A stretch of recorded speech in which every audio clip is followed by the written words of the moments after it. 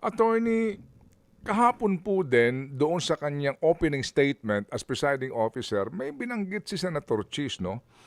Tungkol doon sa threshold. At sa pagkakarinig ko, sinasabi niya that ito pong prevailing daw na Bayan versus Zamora jurisprudence, kung saan po ito ho ay tungkol sa isang tratado na aaprubahan. At dito po, kinlaro daw ho ng Supreme Court, dapat ang bilang mo dito, 24 at 16 dito ang dapat na boto to ratify po itong tratado. Kung treaty po yan, much more daw ito sa impeachment, ika niya.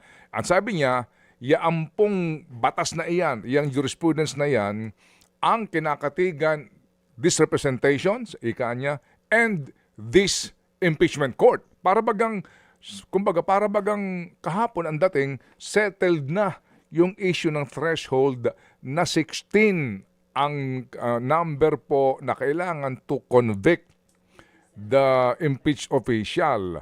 Although kahapon din, wala na pong tumayo o nag-question doon. Ano ho ang inyong basa po doon? Una, yun ho bang sinabi niya ay hindi na pwedeng questionin sa proceedings? O pangalawa, tama ho ba yung ganong interpretasyon ngayon considering po na may isang nawawala, meron pong dalawang nakakulong ngayon na senador? Well, una, sa tingin ko, yun ay kanyang personal na opinion. Maaring merong consensus ang mga senador pero it hasn't put to a formal vote. So, hindi ho yun nakataga sa bato, kumbaga.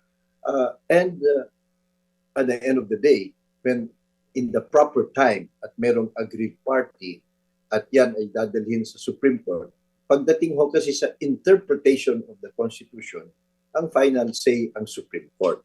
So kung ang iyong approach, kagaya niya siguro personally, yung restrictive, very conservative, kung ano lang nakasulat sa Constitution, yun, maaari yun ang iyong sususugan. For example, ikaw yung depensa at nawawala yung tatlong, o yung pro Duterte, nawawala yung tatlong kasama mo, siyempre gusto mo mabilang pa rin sila dun sa 2/3. Pero wala akong sinabi ang Constitution na dapat 16 yan eh. Ang sabi niya ng Constitution, 2/3 of all the members of the Senate. Yung all the members of the Senate, hindi rin sinabing 24 yan. So ngayon, pwede rin yung alternative interpretation pag aabot sa Supreme Court na yung practical, yung logical, na at yung spirit of the Constitution, not the limited and vague wording of the Constitution. Ano ba yung spirit nito?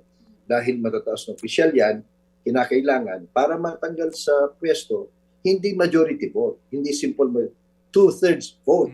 So pagdating ho naman dun sa Senado, logical lang naman na kung ang effective judges 20 lang o 21 or 15, 2/3 vote lang ng mga pwes. Alangan naman boboto yung wala.